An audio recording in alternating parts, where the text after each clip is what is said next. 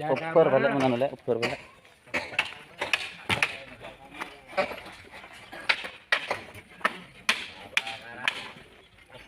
Khusus pilih aja.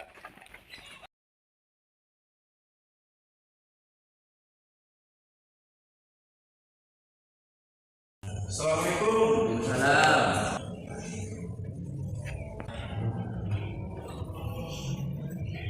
Tidak cukup ya.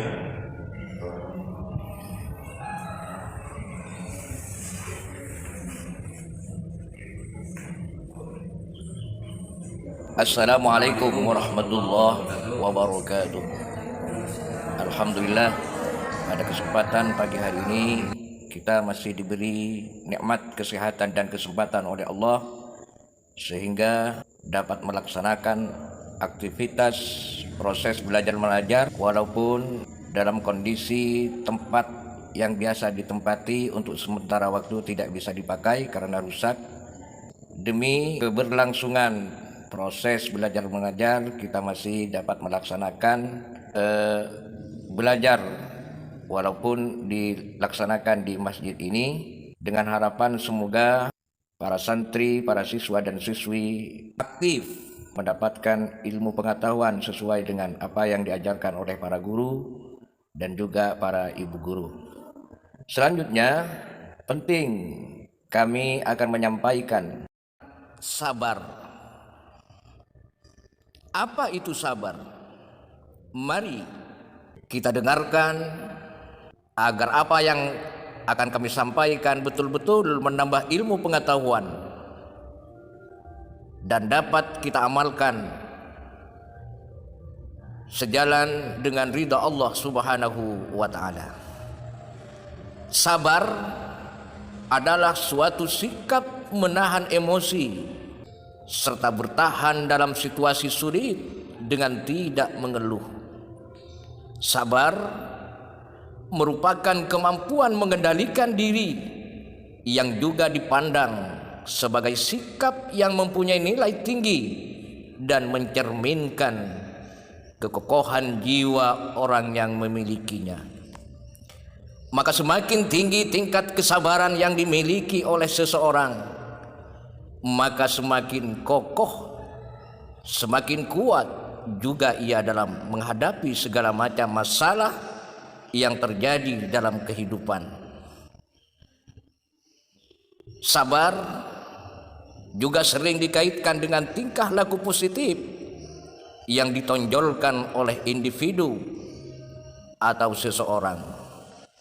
Jadi sabar adalah menahan dalam situasi sulit dengan tidak mengeluh. Ini adalah sabar.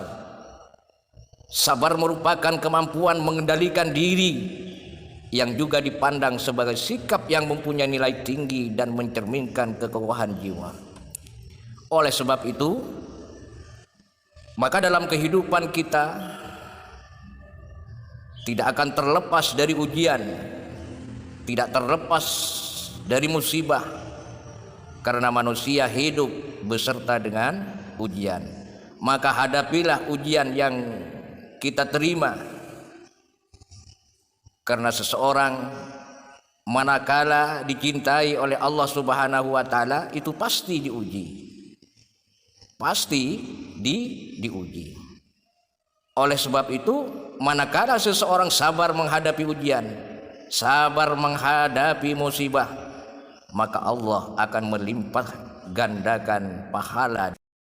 Dijelaskan dalam salah satu kitab namanya Dzurratun Nasihin.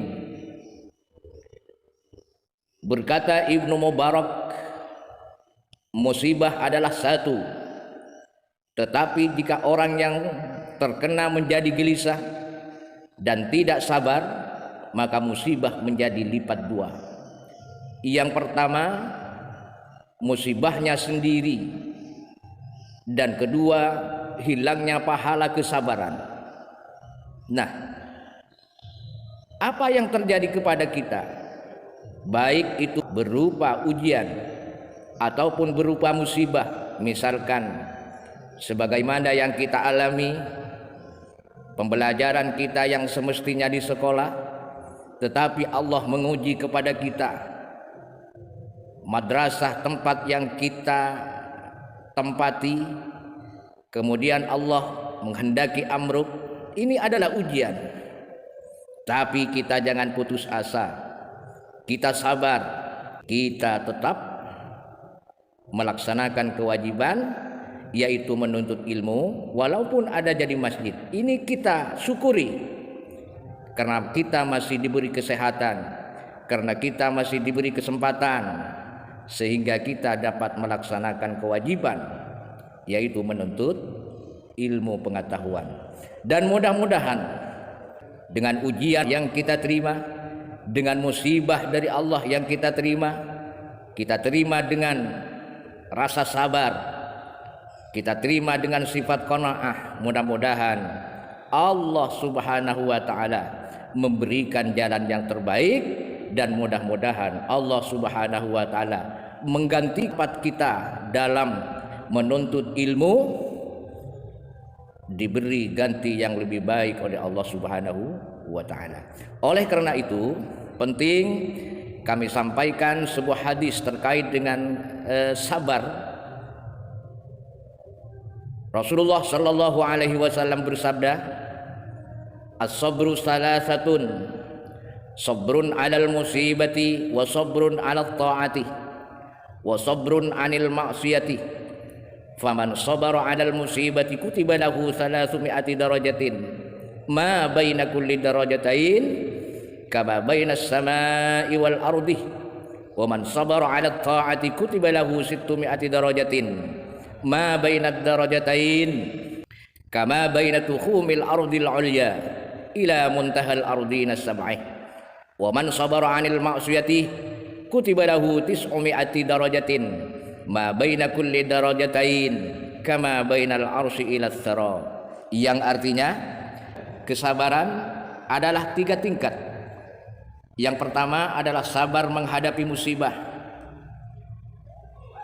Yang kedua adalah sabar menjalankan taat, dan yang ketiga adalah sabar menahan maksiat.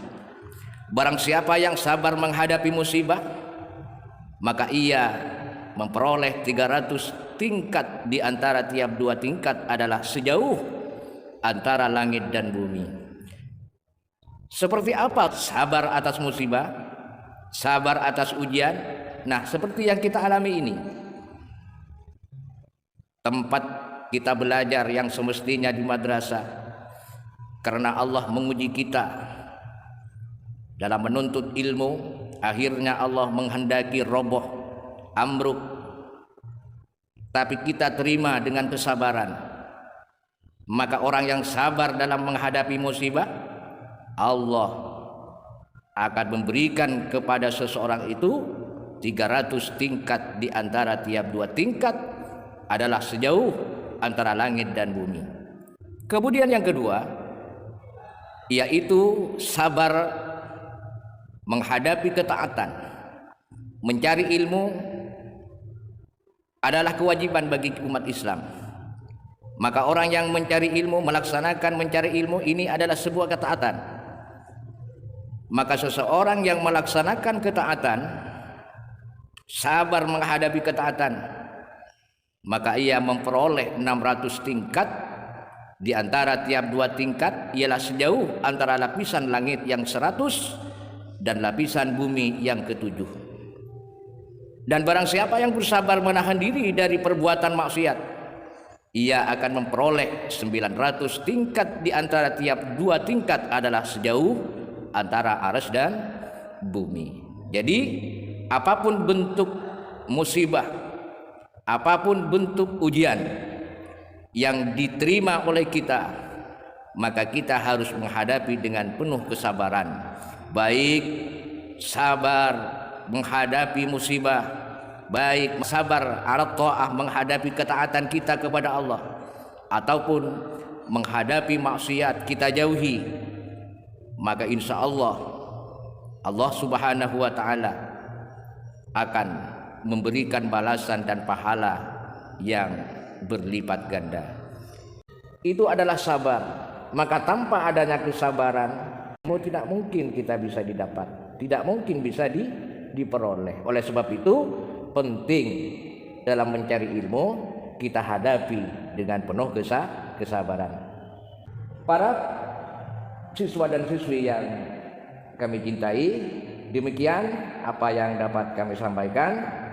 Dan sebelum kami akhiri, alhamdulillah kita bersyukur kepada Allah, kita mendapat tamu kehormatan itu dari pihak keamanan kepolisian. Mungkin ada hal-hal yang dapat beliau sampaikan. Kami persilahkan kepada Bapak Purnoto untuk menyampaikan hal-hal yang berkaitan dengan kondisi di Yayasan Pesantren At-Taqwa ini. Akhirnya dari kami, wassalamualaikum warahmatullahi wabarakatuh.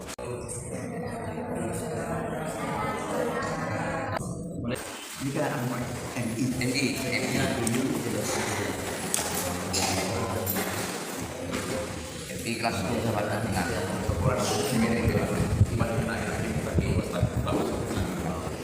Assalamualaikum warahmatullahi wabarakatuh.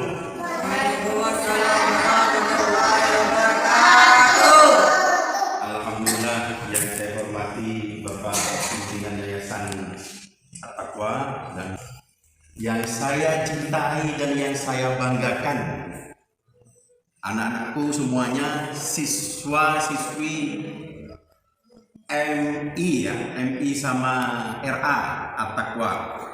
Sekali lagi yang saya cintai dan yang saya banggakan.